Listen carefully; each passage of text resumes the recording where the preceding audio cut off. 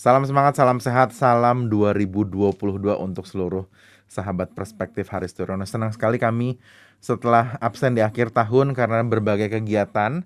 Hari ini kita ketemu lagi sama tuan rumah Perspektif Haris Turono, Mas Haris. Salam sehat. Salam sehat, alhamdulillah Wes, sehat terus. suaranya sudah semangatnya udah ngejos lagi. Jadi kita sekarang di awal tahun, meskipun sudah di minggu pertama hampir berlalu, kita tetap punya semangat yang sama dan kita hari ini ketemu di perdana ya Mas ya? Ya, ini perdana di 2022. Ini menarik. 2022 kalau bahasa Inggrisnya kan 2022. Iya. Ya. Tapi kadang-kadang juga bisa ditulis 2020. Ya. Maksudnya gimana tuh? 20 kan 2020. Oh iya, Allah. Ya. Jadi jangan sampai 2022 itu sama dengan 2020, yaitu awal terjadinya COVID. Waduh, itu jangan sampai. Tapi kita terus berharap ya teman-teman, walaupun kita sekarang harus hidup berdampingan ya Mas ya, dengan COVID-19 karena selalu hadir saudara-saudara yang baru ya. Sekarang Omicron, terus ada yang lain lagi udah nggak ngerti lagi. Tapi kami izin dulu agar komunikasi kita lebih lancar, kami membuka masker, namun kami pastikan kita tetap mendukung pencapaian protokol kesehatan yang baik untuk Indonesia. Monggo Mas, kita buka dulu. Jadi selamat Natal dan selamat tahun baru. Selamat Natal. Dan selamat tahun baru. Gak takut nih Mas ngucapin selamat Natal. Ya, jadi memang bangsa Indonesia bangsa yang bineka. Ya. Dan di Indonesia tentu yang merayakan ya, tentu saya mengucapkan selamat Natal dan selamat tahun baru. Nanti kalau Hindu merayakan ya saya mengucapkan selamat hari rayanya umat Hindu. Demikian pula saudara-saudara kita yang dari umat Muslim. Tidak ada masalah untuk di Indonesia. Jadi nggak usah dipertentangkan lah ya. Ya, seperti buat kita, saya ya. Tidak ada masalah. Jadi sikapnya sudah jelas ya Mas ya. Siap. Pokoknya apapun hari rayanya kita tetap berada satu kapal, itu di NKRI ya Mas ya. Ya. Betul. Nah terus Mas, dengan semangat tahun baru ini kan akhir tahun kemarin Mas sempat mampir ke kampung ya, ke rumahnya ya, daerah Bregas. Nah, dan itu kan masa reses juga ya Mas ya di sana. Nah, kemudian kan ini suasana yang baru karena kan Mas reses sekarang sebagai anggota DPR fully gitu, secara mandat sudah lengkap. Nah, apa yang dirasakan Mas kemarin waktu reses di Dapil? Iya, reses ini Mas Angga adalah kewajiban konstitusional seorang anggota DPR kan. Jadi bukan plesir ya Mas ya? Bukan plesir. Kita datang ke Dapil, kita ketemu dengan konstituen, kita menyerap banyak aspirasi apa yang dihadapi oleh konstituen di daerah. Ya, yang paling nyata adalah dampak ya. Dampak dari pandemi ini memang luar biasa. Banyak sekali di daerah ya, UKM terutama yang sangat menderita gara-gara adanya pandemi ini yang sudah hampir 2 tahun Mas Angga. Iya. Itu tidak kita rasakan ya, tapi 2 tahun itu sudah hampir 2 tahun terjadi pandemi. Iya, nanti kita Maret ini akan merayakan 2 tahun ya. Ulang tahun yang kedua ya. Nah terus kemudian Mas, apakah kemarin ada rasa yang berbeda? Kalau kampanye kan dulu mungkin nyeduh-nyeduh mie instan atau ngerumput jahe atau malam dangdutan. Kalau ini apa nih Mas kegiatannya? Iya, jadi gini Mas Angga, di reses perdana ini ya sama dengan malam perdana gitu kan. Jadi di reses perdana ini saya lebih banyak mengucapkan terima kasih. Ya, terima kasih kepada para konstituen. Ya, karena dukungan mereka lah akhirnya 1 November saya bisa dilantik menjadi anggota DPR RI. Jadi lebih banyak narasi yang saya bangun adalah mengucapkan terima kasih kepada mereka. Ya, tentu juga sesudah itu kita menyerap apa sih yang mereka hadapi sehingga bisa saya perjuangkan nanti di Jakarta Mas Angga. Ya, dan ada satu perbedaan lagi yang nyata sekali Mas Angga. Ya, jadi kalau waktu kampanye itu ya saya kan tidak punya akses APBN terhadap APBD. Ya, nggak ada yang namanya dana reses kan. Betul. Yang ada adalah anggaran pendapatan dana keluarga yang dipakai. Alias dompetnya dewe. Alias dompetnya sendiri, betul. Kalau ini kan reses ada dananya yang kita gunakan memang untuk mendukung kegiatan reses, mendukung kegiatan serap aspirasi ini. Jadi secara teknis ada persenjataan lah ya, ada logistik yang akhirnya bisa membantu juga, akhirnya aspirasi itu bisa terangkum. Betul. Meskipun nih teman-teman sebenarnya saya janjian sama Mas Haris ngomongin apa aspirasi itu di akhir dialog, cuman kayaknya nggak sabar, saya pengen dengar sebetulnya. Tentu kan Mas di beberapa wilayah tersebut mereka punya spesifik ya, ada keinginan gitu, keinginan ataupun sebetulnya bukan keinginan, tapi aspirasi yang berangkat dari masalah yang mungkin mereka dapat. Apa sih Mas sebetulnya pesan utama yang teman-teman di daerah sampaikan? Iya, katakan seperti saya ambil contoh di Kabupaten Brebes, Mas Angga ya. Ada satu keinginan yang sangat kuat ya dari masyarakat di Brebes Selatan. Ya, itu sebenarnya ada dua di sana, Mas Angga. Yang pertama adalah mereka ingin merdeka. Merdeka nih nggak separatis Mas. Merdeka dalam arti mekar, Mas Angga. Punya otonomi ya berarti. Menjadi satu kabupaten tersendiri di Brebes Selatan. Ya, secara logis ya, kalau kita lihat secara geografis, memang wilayahnya terpisah dengan Brebes Utara. Ya, terpisah cukup jauh. Jadi kalau mau ke Brebes Selatan itu harus lewat Kota Tegal, lewat Kabupaten Tegal, baru sampai ke Brebes Selatan. Jadi secara geografis terpisah. Ya. Yang kedua, bagaimana secara demografis? Secara demografis juga sebenarnya sangat layak untuk dimekarkan. Karena Kabupaten Brebes saat ini existing adalah kabupaten yang terbesar dari jumlah penduduk di Jawa Tengah. Ya, ini menjadi menarik ya, karena sangat jauh dari pusat kekuasaan yaitu di Brebes Utara, di Pantura.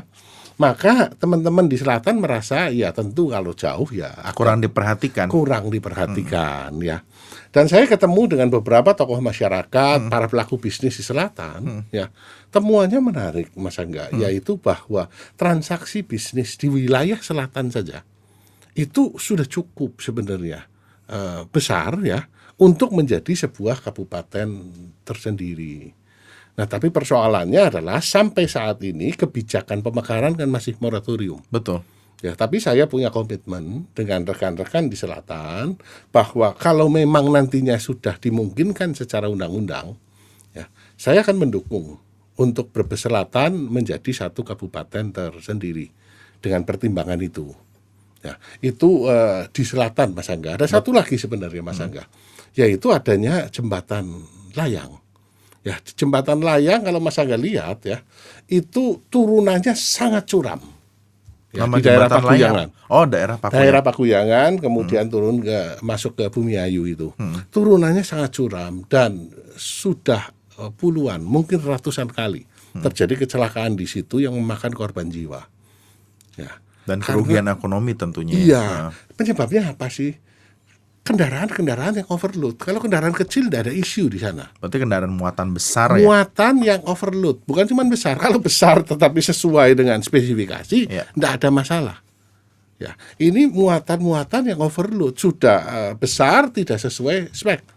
Jadi itu kalau turun, begitu ada gangguan di rem, selesai, Mas Angga. Tamat lah ya. Tamat, dia bisa nabrak rumah, dia bisa nabrak kendaraan lain, atau bahkan korban jiwa langsung yang ditabrak. Jadi jalur penyelamatan memang sudah ada, tetapi ya tidak terlalu efektif ya. Nah, ini menjadi satu isu yang paling sering diangkat ketika saya datang ke Brebes Selatan. Ya, karena apa, Mas Angga? Korbannya. Ya, sehingga harapannya penyelesaian secara temporer sebenarnya bisa, yaitu kendaraan berat tidak boleh lewat flyover. Ini kan kebijakan ini sebenarnya ada di lalu lintas, di kepolisian. Tegakkan saja. Berkali-kali tokoh-tokoh masyarakat di selatan sudah mengangkat isu ini sampai ke Gubernur Jawa Tengah, sampai ke Korlantas. Ya, tapi belum ada realisasi yang clear. Ya, itu isu sementaranya ya, solusi sementara. Nah, solusi jangka panjangnya tentu dibikin ring road, Mas Angga. Nah, saya juga punya komitmen bahwa isu ini ya akan diangkat ya. Tentu ini bukan bagiannya Komisi 6 saya, tapi isu ini akan menjadi isu yang strategis ya demi masyarakat di selatan. Kan tidak enak kalau bolak-balik kecelakaan, bolak-balik orang meninggal di sana. Jadi angker juga tuh tempat lama-lama. Jadi angker. Nah, itu di wilayah selatan, Mas Angga. Di Brebes Utara misalkan, apa sih isu yang paling sering dihadapi? Adalah pupuk. Di Brebes Utara kan pertanian dan perikanan. ya. Isu mengenai pupuk yang mahal, ya kartu tani dan seterusnya, ini menyebabkan para petani menjadi ya menderita. Daya beli petani turun drastis karena harga pupuknya mahal. Nanti bawang kalau panen harganya murah. Ya. Jadi nggak nyucuk. Ya nggak nyucuk ya. Padahal kan kesejahteraan ini kan yang seharusnya kita perjuangkan. Sampai-sampai Mas Angga, Kabupaten Brebes terkenal sebagai kabupaten yang banyak daerahnya, kelurahannya termasuk dalam kategori kemiskinan ekstrim istilahnya. Jadi yang memang sudah miskin. Human Development Index-nya salah satu yang paling rendah di Jawa Tengah.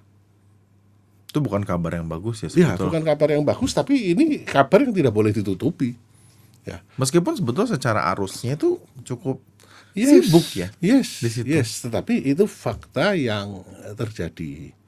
Ya, nah ini isu ini ya akan kita angkat supaya ketemu satu solusi. Kan tugas daripada anggota DPR RI di samping pengawasan di bidangnya, ya mitranya, yaitu di Komisi 6 tentu BUMN dan teman-temannya.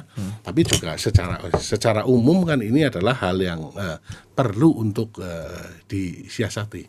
Ya karena kan Mas kan adalah kepanjangan tangan dari masyarakat itu untuk diperjuangkan di pusat. Betul, ya. karena saya kan berjuang dari situ, dapil saya ada di situ. Ya Ini rumahnya lah. Rumahnya dari situ, dan yang lebih penting lagi, saya asli dari daerah situ. Ya. Ya tentu punya kepedulian yang lebih. Ya panggilannya adalah untuk melihat Ya, apa kampung rumahnya itu bisa lebih baik. betul, Ya kan? betul Mas Angga.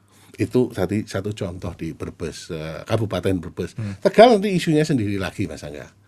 Ya. Berarti walau baru satu kali mampir pun ternyata udah banyak ya Mas ya. Itu Iya, dan itu banyak. napas panjang loh perjuangannya. Betul, tidak mudah ini ya, karena sudah berkali-kali diangkat, tetapi ya belum ada solusi yang paling tidak ya solusi sementaranya kan ada tadi dalam kasus jembatan layang ya, Iya. flyover, solusi sementaranya pasang Penegakan hukum. jembatan timbang misalkan, Iya. difungsikan kembali, yuk lebih muatan tidak boleh lewat sana. Tegakkan hukum, jangan sampai terjadi kolusi korupsi di daerah situ. Ya. Pungli-pungli Ya. yang tidak jelas. Nah teman-teman sebetulnya juga itu menjadi satu refleksi juga bahwa daerah sendiri sebetulnya ya dunia kan nggak selebar Jakarta doang atau Jabodetabek nih kalau untuk para penikmat YouTube-nya Perspektif Haris Turino. Tetapi juga memang kenyataannya daerah sendiri punya suara yang kadang-kadang memang kalau tanpa mekanisme adanya keterwakilan ya Mas ya, itu akhirnya kadang-kadang suaranya cenderung tidak terdengar. Betul. Jadi ini satu lesson juga buat kita bahwa kalau ngelihat anggota DPR tuh jangan lihat ininya doang, jangan lihat pemberitaannya doang ya Mas. Capek ya Mas? Capek. Ya, saya keliling di 20 titik Mas Angga. 20 titik ya. Kita ke mall aja pegal Mas, satu mall. Itulah. Itu dia. Apalagi 20 titik ini. Ya. Jadi Gitu. 20 titik Mas kunjungin semua satu-satu. Ya, di Kabupaten Tegal dan di Kabupaten Brebes. Ya. Nah di Tegal ya kebetulan di Kabupaten Tegal itu kan DPC-nya. Ya. Ya, Dewan Pimpinan Cabangnya ya, itu kan baru menyelenggarakan apa yang dinamakan Musancap, Musyawarah Anak Cabang, sehingga kepengurusannya baru dibentuk gitu Mas Angga, Iya. Musancap. Ya, ketua yang kita namain PAC, Pengurus Anak Cabang, ya di 18 kecamatan Ya. di Kabupaten Tegal. Nah kemarin ya saya membuat satu gebrakan atau apa namanya. Jadi ngumpulin Saya struktur. kumpulin Oke. struktur secara keseluruhan Mas Angga. Untuk Saya konsolidasi. kumpulin, konsolidasi dan memberikan semangat ya kepada mereka bahwa menjadi ketua PAC itu jangan kecil hati. Oh saya kecil kelasnya cuma kecamatan, tidak. Tapi banyak orang yang mesti digarap itu besar Itulah. sekali.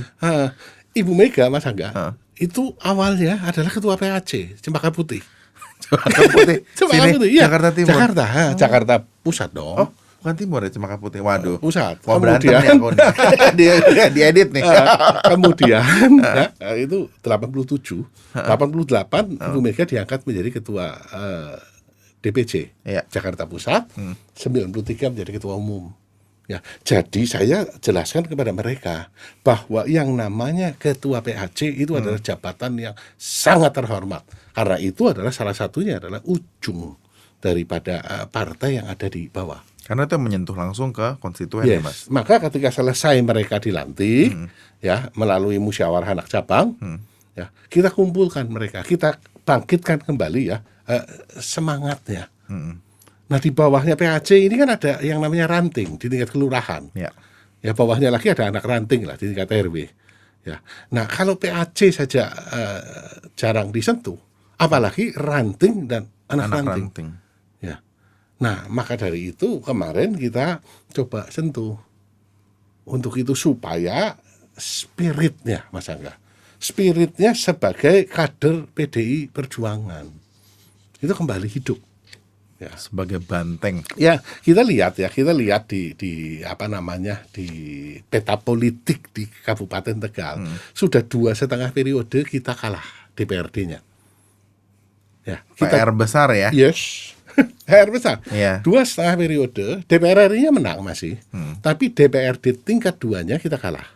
Dalam arti kita tidak punya bupati, kepala daerah, kita tidak punya ketua dewan, ketua DPRD.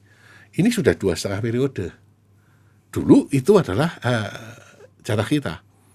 Maka jelas kalau seperti ini ya banyak berarti banteng-banteng yang berkeliaran dan tinggal di kandangnya orang lain. Nah tugas saya adalah mengembalikan kembali banteng-banteng yang berkeliaran, ayo kembali ke kandang kita, ya supaya ya kita mampu bergerak dalam satu rampak barisan. Banteng itu adalah bergerak dalam komando rampak barisan. Berarti sebetulnya kemarin Mas waktu mampir ke daerah pun sedikit sih ya mengguncang juga dong, Mas. Karena dari obrolan yang selalu kita evaluasi sebelum periode pelayanan Mas sebagai anggota DPR juga sebetulnya ada aspirasi juga katanya jarang mampir, katanya jarang singgah ke dapil. Iya, jadi begini, kalau ngomong mengguncang kegedean lah, paling tidak ya mewarnai. Karena saya orang asli dari sana. Ya, tentu kepedulian saya akan lebih. Ya, maka saya kumpulin itu. Struktural partai saya kumpulin, ya. Di mana dulu waktu kampanye Mas Angga, saya menyentuh mereka enggak bisa. Ya, saya katakan datang ke DPC, ya enggak bakalan diurusi. Ini siapa orang sopo ini, ya kan? Karena ya tentu ada incumbent yang sudah lebih dari 10 tahun ya. Itu yang terjadi. Nah, kali ini saya datang satu sebagai anggota DPR RI yang menjalankan reses. Dan yang kedua, alhamdulillah ya, saya mendapatkan kepercayaan sebagai wakil ketua Dewan Pimpinan Daerah Jawa Tengah. Sehingga saya punya legitimasi ya untuk menggerakkan struktur. Kan saya pernah cerita sama Mas Angga.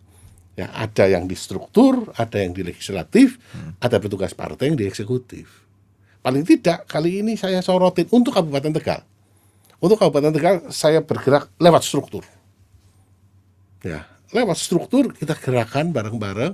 Ya, sekarang tentu ketua PAC, pengurus PAC, kalau saya datang ya dia harus menemui, ya kan?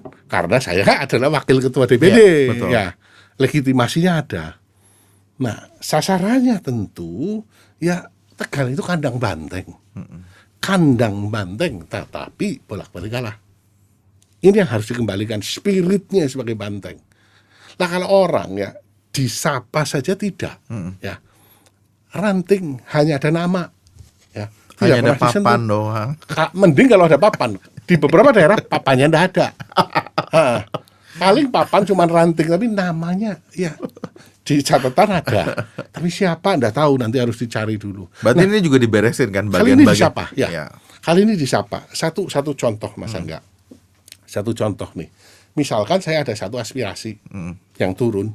Ini satu contoh adalah aspirasi yang sudah turun di satu pesantren. Pesantrennya Kiai Samsul ya di daerah Kambangan. Ya. Itu tentang filter air. Oh, jadi ada yang dibawa nih kali ini. Oh ya. Alhamdulillah ada yang dalam satu masa sidang udah ada yang bisa dibawa. Nanti saya ceritakan tentang itu ya. Jadi ini nanti akan saya kunjungi Dan ketika saya kunjungi, saya akan ajak pengurus ranting, pengurus anak cabang yang berada di wilayah yang tersebut. berada di wilayah tersebut, dan supaya mereka bangga. Mereka boleh klaim kepada pesantren, ini atas usulan saya sebagai kader PDI Perjuangan yang saya usulkan kepada Mas Haris. Jadi ada harganya. Menjadi struktur partai itu mereka merasa berharga. Katakan nanti untuk pengerasan jalan di desa, ya itu aspirasi yang bisa dijalankan oleh kita bisa usulkan ya, Komisi 6 katakan. Nah nanti pada saat peresmian, ya saya minta bukan cuma kepala desanya, tetapi kepala desa, PAC, ranting yang mengatakan bahwa kami warga desa, kami adalah pengurus PDI Perjuangan, ya, mengucapkan terima kasih, sehingga berharga, Mas Aga. Nah, semangat seperti itu harus dibangkitkan. Wong mereka toh tidak dibayar selama ini. Itu dia. Menjadi struktur partai tidak dibayar. Bahkan keluar uang kan. Bahkan keluar uang, ya. Kenapa tidak dikasih satu porsi di mana mereka merasa mereka adalah orang terhormat, mereka adalah kader terbaik PDI Perjuangan yang sudah memperjuangkan untuk rakyat di wilayahnya. Ditambah dia menciptakan solusi. Yes. Ya kan? Itu Mas Angga. Berbicara solusi, jadi apa yang dibawa Mas? Asik. Karena kalau cuma cerita nih orang juga bilang, "Opo Mas, kau cerita, Asik. kau cuma ngomong doang gitu. Apa nih? Ya, Sebab jadi apa yang dibawa, aspirasi apa yang dibawa Mas Warren?" Itulah Mas Angga. Jadi saya akan menggantikan ya Bapak Prakoso yang kemudian dilantik menjadi Duta Besar Indonesia di Italia. Ya, ini kan di penghujung tahun. Oh, tiris ya budgetnya. Ya, sudah habis. Ya, semua budget aspirasi tentu sudah dianggarkan oleh awal sebelumnya tahun, di iya. awal tahun oleh Incumbent lah. incumbent Incumbent waktu sebelumnya, itu. ya kan. Sehingga praktis sebenarnya sudah tidak ada dana-dana ataupun aspirasi-aspirasi yang saya bisa bawa ke dapil. Cukup kabar geledek ya itu Iya. ya, karena nggak ada. Ya cuma kan lucu ya kalau anggota DPR RI datang ke sana tidak membawa aspirasi apa-apa. Saya pikir ya alhamdulillah kembali Mas Angga. Dengan network saya miliki ya. Sebelumnya kan saya menjadi pengajar ya di beberapa perguruan tinggi yang punya akses terhadap direksi-direksi di BUMN. Ya saya apa sih yang kita bisa bantu? Saya tidak minta satu perak pun untuk diri saya. Catat ya teman-teman ya. Tuh. Ya. Ya, saya tidak minta. Saya hanya minta aspirasi untuk dapil. Ya, dan alhamdulillah kita dapat support yang luar biasa. Ya, ada 2 pesantren yang mendapatkan filter air. Filter air itu dari air sungai, ya, disedot, ya, keluarannya adalah air minum. Jadi air siap minum. Yes, air layak minum. Oke. Dan bukan ukuran kecil filter-filter rumah tangga, tidak, ini industrial size. Ya, ukuran industri yang bahkan bisa digunakan untuk isi ulang. Oh, berarti bisa jadi peluang bisnis juga. Iya, kalau Peluang mau usaha dikembangkan untuk untuk bisa isi ulang ya. ya. Nah, di pesantren itu isu terbesarnya adalah kekurangan air. Ya, air minum. Nah, maka berdasarkan telusur itu, oke, saya minta ini aja. Dan dipasangkan ya. Di situ sampai kiainya ya bolak-balik telepon saya dan menanyakan, "Mas Haris, saya harus bayar berapa untuk mesin ini?" Nggak murah loh Mas Aga. Pasti. Harganya kira-kira hampir 100 loh. Nah, saya ngomong, "Pak Kiai, gratis. Lu nanti ongkos masangnya gratis. Pak Kiai tinggal tentukan mau dipasang di mana." Ya, ini adalah wujud aspirasi kepedulian saya sebagai anggota DPR RI dari Dapil Jawa Tengah 9 di Kabupaten Tegal, Kota Tegal dan Kabupaten Brebes. Ya, enggak bayar. Itu sudah terpasang 2 biji. Ya, juga sembako. Nah, sembako juga kita berikan pada satu yayasan di Tegal dan satu yayasan di Brebes. Ya. Karena daya beli masyarakat Ya. juga lagi kurang bagus ya Mas. Betul. Dan penyerahannya saya serahkan kepada pengurus yayasan ya di Masjid Agung, Baitur Rohim di Bumiayu saat itu. Nah, memang ya itulah kepedulian ya. Jadi harapannya ya anggota DPR RI itu ada gunanya. Jangan cuma rapat doang Ya, Mas. jangan cuman rapat doang. Tetapi ada gunanya buat konstituen. Dan pengembangan dapil terutama. Pengembangan dapil di sana Mas Angga. Ya, dan masih ada beberapa aspirasi yang lain yang ongoing proses ya. Yang harapannya Januari ini realisasi. Amin. Ya. Dan tidak melihat Mas Angga apakah ini untuk agamanya apa dan segala macam, tidak ada perbedaan itu. Ya. Kita serahkan untuk yang membutuhkan.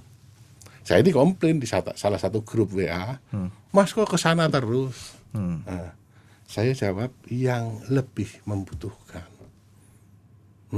Tapi bukan berarti Mas tutup mata Oh kan? tidak ya. Tentu Tidak kan tutup mata. Tetap semua yang memang membutuhkan ya, dan bisa saya akses. Kalau mintanya dibikinin bendungan ya nggak bisa. Ya itu mesti minta Ya. Pak Menteri ya. Ya, itu Pak kelasnya. Basuki itu. Itu kelasnya adalah Nasional, Menteri ya, PUPR.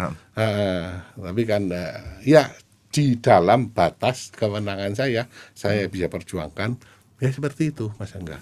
Berarti sebetulnya nanti ke depannya Mas Haris punya komitmen yang sama ya untuk terus memperjuangkan juga suara-suara di dapil ya Mas ya. Ya. Melalui serangkaian program yang mungkin bisa di link and match ya. Yes. Dengan kebutuhan di daerah. Iya. Nah terus Mas, selain misi untuk bertemu konstituen secara teknis ya sebagai fungsi Mas sebagai perwakilan Dapil Jawa Tengah 9, ada juga pesan dari Ibu Puan Maharani yang disampaikan melalui satu program gitu. Yes. Mas. Nah sebetulnya apa sih program yang mau disampaikan Ibu Puan ke masyarakat itu? Iya, jadi gini, Mbak Puan ini posisinya kan sebagai Ketua DPR RI, sekaligus sebagai pembina fraksi PDI Perjuangan. Iya. Ya, beliau melihat keprihatinan ya yang terjadi di masyarakat yang terdampak dengan COVID. Ya, maka dari itu Mbak Puan memberikan bantuan berupa 2.000 paket beras yang didistribusikan kepada masing-masing anggota DPR RI dari fraksi PDI Perjuangan. Berarti per satu anggota? Per satu anggota 2.000 paket beras premium isi 5 kilo. Oke. Ya, diserahkan kepada siapa? Kepada struktur partai, kepada masyarakat, ya, yang membutuhkan di dapilnya masing-masing. Ya, ini kan kepedulian yang menurut saya sangat bagus ya. Berarti nasional lah ya kalau kita ngomong anggota DPR kan di setiap. Yang dari PDI Perjuangan karena Iya. ini dananya kan dari fraksi. Tapi kan hampir semua provinsi kan ya, ada. enggak semua ada beberapa provinsi yang kosong ya. Ya dikit lah. Ya. Tapi seperti itu ya. Pesan apa yang mau disampaikan secara khusus? Apakah ini sebagai satu bentuk apa ya? Ya kita nih nggak tutup telinga lah, kita bukan menutup diri untuk bahwa problemnya sebetulnya ada 2 tahun pandemi ini. Ya. Ekonomi susah gitu. Terus ada pesan lain nggak sih Mas yang disampaikan Mbak Puan kepada Ini Mas masyarakat? Angga mau mancing pesan apanya? Jadi itu, nah sekalian diklarifikasi nih Mas, karena kan orang kan selalu memikir jangan-jangan ini sosialisasi loh itu atau apa? Dah. Kalau pemilu masih panjang, Mas Angga. 2024. Ya, pesannya murni pesan kemanusiaan. Ya. Karena dia juga nggak nongol di setiap daerah Iya, juga kan ya Mas ya. PDI itu Iya kan? partainya wong cilik ya.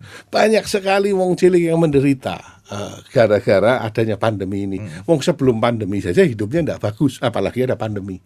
Jadi message-nya adalah message kemanusiaan. Ini yang benar-benar diangkat, kepedulian ya. Iya.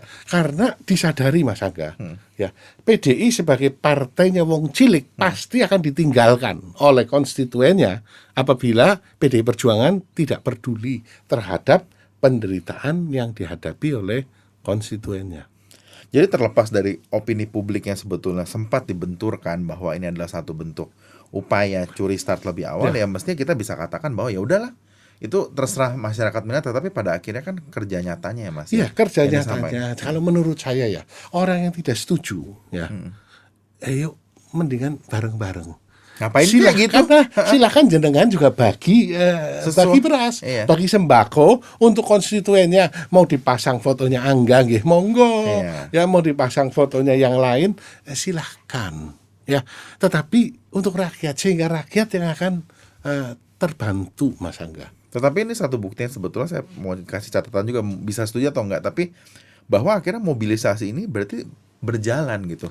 Karena kan butuh satu apa ya Mas? Memobilisasi itu kan nggak bisa perintah toh Mas. Itulah banteng. Iya kan? Ya, PDI Perjuangan itu kan banteng. Barisan banteng itu bergerak dalam satu rampak barisan, bergerak dalam komando. Orang mengkritik, oh gambarnya sama semua. Seluruh Indonesia, ya itu keseragaman apa salahnya sih? Pasukan kan bergerak bareng. Ya, yang penting adalah message-nya sampai bahwa ini bantuan kepada masyarakat yang membutuhkan, ya, dan semoga masyarakat tetap bisa sehat. Jadi kalau yang berpendapat berbeda ya monggo disilahkan. Monggo. Ngapain lah gitu. Kalau Silahkan juga panjenengan yang tidak sepakat, Iya. ya, silahkan bagi beras. Ya kan? nggak dilarang. Nggak dilarang, silahkan. Lebih bagus kan? Iya. Itu wujud Silakan dari berlomba-lomba melakukan kebaikan ya Mas ya. untuk masyarakat. Yes. Iya Ya. kan? Heeh. Dan itulah wujud dari gotong royong. Ya. Iya, jadi makanya sebetulnya kadang-kadang kalau kita melihat teman-teman, kalau kita melihat satu pemberitaan juga kita mestinya ngelihat dari beberapa sisi Yes, ya Mas ya. yes. Heeh. Jadi kita nggak terjebak satu narasi akhirnya Betul. daripada capek gitu. Dan akhirnya pembuktian juga bahwa akhirnya komandonya berjalan nih. Ya. Kalau pemimpin yang tidak bisa memberikan komando itu justru kita pertanyakan ya, itu Iya. benar pemimpin nggak?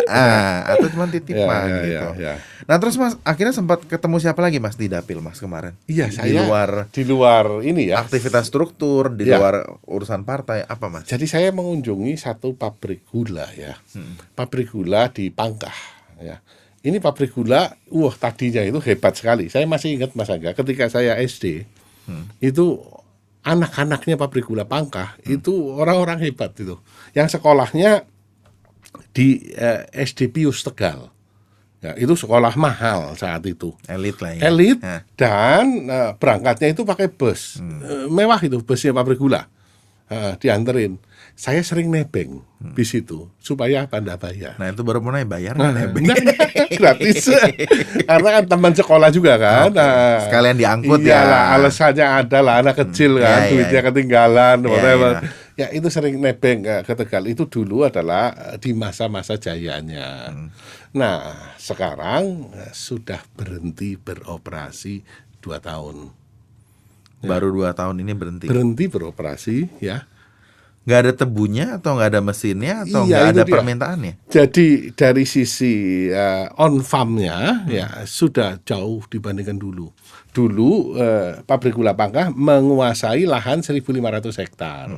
Ya, mereka menguasai lahan, petani mengerjakan zaman itu. Sekarang enggak ada penguasaan lahan. Lahan adalah dari petani sendiri. Ya, dan jumlahnya sangat-sangat terbatas, dan karena tidak dikuasai oleh pabrik gula, maka petani bebas menjual kepada siapa saja, dan celakanya harganya murah. Ya, akibatnya apa? Petani yang nanam tebu tidak sejahtera. Mereka milih nanam tanaman yang lain. Ya, bahan bakunya tidak ada, dan seperti kata Presiden bahwa mesin-mesin di pabrik gula itu mesin zaman Belanda, Ya. efisiensinya sangat rendah. Akhirnya rendemennya rendah, cost-nya tinggi. Akibatnya adalah, ya kita tahu harga gula Lokal. dalam negeri lokal Lebih lebih mahal mahal daripada harga gula impor. gula impor. Nah, tetapi kan ini perlu ditangani kan. Nah, kita sudah melakukan FGD ya waktu itu dengan PT PN3 sebagai holding untuk merevitalisasi gula ini. Harapannya adalah kita bisa swasembada gula, sehingga banyak pabrik direvitalisasi. Pabrik gula rencananya akan direvitalisasi 2023-2024. Karena kasihan, lahan seluas itu di daerah strategis, Pangkah, Jatibarang juga berhenti. Ya, sudah 2 tahun orang nganggur. Nah saya nanya, apakah panjenengan masih digaji? Oh ya digaji. tapi mundur. Kalau ingat digaji mundur. Jadi ada utang, jadi ada gaji yang nggak kebayar Ya. sebetulnya. Dan ada 600 orang di sana. Gak sedikit loh itu. Ya. Berapa kepala keluarga itu? Belum kalau dihitung petaninya. Wah, Ya. ribuan ini. Ini ribuan, kan kasihan, ini kesejahteraan masyarakat, masa enggak? Ya makanya saya peduli untuk datang, ya melihat, karena kasus isu yang sebelumnya pernah saya angkat di FGD, di RDP juga, yaitu bahwa karyawan-karyawan dari PTPN 11 ya yang pensiun 2018-2021 itu simpanan hari tuanya belum Haknya belum dibayarkan. direalisasikan ya. Ya, tapi setelah saya melihat ke sana, ya itu jadi satu hal yang lebih memprihatinkan lagi. Ya, wong yang masih bekerja saja gajiannya telat. Apa kabar yang pensiun? Ya, maka ini tentu perlulah. Kalau memang akan direvitalisasi ya, tentu membutuhkan dana yang tidak sedikit. Dan komitmen kepanjang itu, Mas. Yes. Karena kan kalau ganti mesin ada investasinya, kalau nggak dipastikan ada permintaan ataupun Ya. sinergi di rantai pasok, Ya. rugi Tapi besar ada temuan itu. yang menarik, Mas. Apa nih? Ada temuan yang menarik. Apa lagi nih, Mas? Ketika saya ngomong sama manajer pabriknya ya, jadi apakah mesinnya akan diganti total ya? Atau dihidupkan? Sehingga pakai mesin dengan teknologi baru. Ya, mereka menjawabnya begini, Paris, pabrik gula ini bahan bakunya tebu. Kalau tebunya tidak ada, ya apa yang mau diproduksi dengan mesin yang paling bagus? Sehingga harus ditata mulai dari tebu. Jadi pertaniannya dulu Ya, yang mesti on dirapin. farmnya dulu ditata, ya, baru masuk ke off farm. Dan kalau on farmnya ditata, ya, sebenarnya kalau on farmnya saja ditata dengan mesin yang ada, itu bisa produksi, Bisa jalan lagi. bisa jalan, ya, dengan banyak efisiensi yang mereka komitmen lakukan. Ya. Nah kalau ini kemudian diganti mesinnya yang baru, nanti jangan-jangan 1.500 hektar katakan, ya, ini mesin hanya cukup kerja 2 hari, yang 28 hari nganggur. Iya, dilap-lap aja. Ya karena kapasitinya gede sekali. Iya, betul. Nah ini juga jadi satu tantangan, ya. Isu ini nanti pada saat kesempatan ya RDP ataupun FGD dengan PTPN, ya saya akan bawa isu ini. Harapannya adalah paling tidak PG Pangkah ya, pabrik gula Pangkah bisa dimasukkan ke dalam prioritas, Iya. ya, supaya bisa mulai lagi disiapkan revitalisasi, ada anggarannya, dan berproduksi di 2023. Soalnya masalah gula ini panjang sekali ya, karena ketergantungan kita terhadap importnya masih sangat tinggi. Meskipun sebetulnya pelaku usaha pengen ya, kalau misal memang harga bersaing lokal mereka nggak masalah untuk ambil. Ya, Tapi kalau ada yang lebih murah ya, kita sebagai berpihak secara berimbang ya, kadang-kadang ya juga untuk bisa efisiensi terpaksa pilih yang lebih efisien tentunya kan, Mas. Ya ini menjadi satu dilematis ya. Iya. Apakah kita akan import atau lokal? Tapi menurut saya kedaulatan pangan Betul. adalah cita-cita yang luhur. Ini perlu didukung. Betul. Apabila dilakukan revitalisasi kita tidak lebih mahal kok. Nah, itu yang kita tunggu, Mas, karena juga pasti pelaku usaha yang menggunakan gula dalam skala besar Iya. pun menunggu itu sih, Mas. Ya. Nah itu tadi pabrik gula Mas Angga ya. Saya juga ketemu sebagian warga ya yang di jalan Zainal Arifin di Tegal. Ya, mereka itu meninggali lahan yang diklaim sebagai milik PT Kereta Api Indonesia. Aduh, sengketa lahan lagi ya. Sengketa lahan. Mumet iki, Mas, liraku, Mas. Mereka sudah digusur sekarang. Sudah digusur ya. Heeh. Nah, ada beberapa rumah yang digusur. Nah, warganya menyadari kok. Saya tinggal di Numpang tanah ya, orang. numpang tanah orang tanpa alas hak. Ya. Ya, tapi sudah puluhan tahun. Terasa memiliki. Iya, sudah puluhan tahun. Maka ketika saya digusur, paling tidaklah bangunannya diganti. Permintaannya simpel kok sebenarnya. Bangunannya diganti. Lah dasar penggantiannya apa? Ya tentu dari PBB aja, sudah gampang kan? PBB mengatakan berapa sih harga bangunan. Nah dari situ harus diganti. Paling tidak ini membantu warga. Ada di sana warung makan pian. Yang saya sering cerita. Hah, kena gusur? Tergusur ya. Waduh, pindah kemana Mas? Geser. Oh, geser. Ya sekarang lebih besar. Karena ya. kan itu kan ya, national heritage tuh. National heritage ya. Tapi terangkat dari akar historisnya di situ. Geser ke samping. Sekarang lebih bagus, tetapi ya pian yang lama penuh memori. Iya. Ya. Usulannya dari warga situ simpel kok. Bangunannya diganti. Ini bukan tanah kita. Kita akui ini bukan tanah kita. Geser, tapi bangunannya diganti. Kita sudah bertahun-tahun menempati ini. Simple kan Mas Angga. Makanya kadang-kadang kita melihat situasi itu nggak bisa murni hitam putih ya Mas ya. Karena ada aspek kemanusiaan. Betul. Jadi Mas akan perjuangkan nih berarti ya. Yes. Oke, moga-moga anggarannya ada ya Mas ya. Karena itu kan pada akhirnya kan terkait dengan kebijakan anggarannya juga. Ya, tentu ya. Tidak banyak sih sebenarnya untuk perusahaan segede kereta api ya, tidak banyak. Coba kita akan angkat ini isunya ke kereta api nanti seperti apa. Monggo Mas, nanti kita berdoa juga buat teman-teman yang mungkin terdampak. Semoga ada solusi yang bisa diterima dengan baik ya. Nah, karena kita sudah panjang lebar cerita nih Mas. Nah, what's next nih Mas? Kan tentunya masa sidang pertama ini dijadikan satu kick off yang baik dan Mas sudah ke daerah. Ada rencana apa nih Mas ke depan sekaligus sebagai penutup diskusi kita? Nah, jadi gini Mas Angga, reses kan berakhir tanggal 9 ya. Januari ya. Saya masih harus sekali lagi besok pagi ke Dapil ya untuk ketemu dengan beberapa tokoh ya, tokoh masyarakat, tokoh lintas agama. Ya, yang intinya adalah saya hanya akan mengucapkan terima kasih. Ya, kemudian tentu temuan-temuan dari reses ini akan saya bawa. Ya, sebagai bahan ketika kita bicara dengan mitra-mitra kita di DPR RI. Dan tentu tidak mungkin saya perjuangkan sendiri, itu tidak mungkin. Anggota DPR itu tidak bisa berjuang sendirian. Saya harus menggalang dengan dukungan dari rekan-rekan DPR RI yang lain untuk isu-isu yang seperti ini. Sehingga harapannya memang ya mendapatkan satu solusi yang bisa diterima oleh masyarakat dan menguntungkan masyarakat tanpa perlu melanggar hukum. Betul. Nah, itulah gunanya Mas Angga sebagai anggota DPR RI. Dan saya juga terus berharap ya Mas, semangatnya Mas Haris untuk tetap datang ke daerah tuh jadi satu komitmen dan jadi satu kebiasaan ya Mas ya. Jadi habit setiap kali ada reses Mas ngumpulin niat. Saya ngeliat Ibu juga mampir ya. Iya kan. Ya itu menarik. Sing gitu. paling ayu. Kalau aku ngeliatnya kalau lagi di Instagram tuh sing paling ayu kok ikut ke Tegal nih. Iya itu. Ibu gimana ikut ke Dapil kemarin? So far enjoy ya. Dan saya perkenalkan ini saya bawa istri saya yang asli. Dan satu-satunya. Dan mereka ketawa selalu ya. Dan satu-satunya ya. Jadi memang Ibu Mega memberikan arahannya. Istri dampingilah suami ketika turun ke Dapil. Karena ini bagus ya. Memang fondasi kan dari keluarga. Ya. Kebetulan kita tinggal berdua. Anak-anak lagi pada sekolah semua. Ya. Sehingga ayo ikut yuk.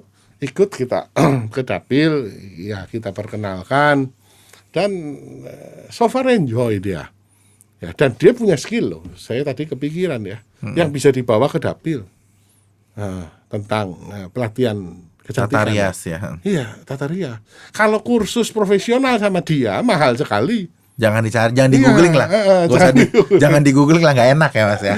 Iya. Nah, tapi kita berikan pelatihan gratis kepada di daerah. Ya. Dan itu juga transfer knowledge ya Mas. Standarnya ibu kota, standar nasional, kita bawa ke Dapil. Dan itu bisa menciptakan lapangan kerja di daerah. Dan terutama dari kelompok perempuan ya. Mayoritas perempuan, yang sebetulnya jadi penopang juga rumah tangga. Betul. Dan ini nanti menjadi program ya di kunjungan berikutnya. Kita tinggal lihat akan dilaksanakan di mana, ya. Akan dirancang Mas Angga. Once again, suwun sangat Mas diskusinya. Sami. Selamat tahun baru, selamat berkiprah kembali di tahun yang baru ini. Salam buat Ibu juga yang saya lihat kemarin kayak enjoy walaupun kayak wong londo sendirian. Teman-teman kami pamit, terima kasih sudah menyaksikan. Jangan lupa klik like, subscribe dan juga berikan komentar. Terima kasih. Assalamualaikum warahmatullahi wabarakatuh.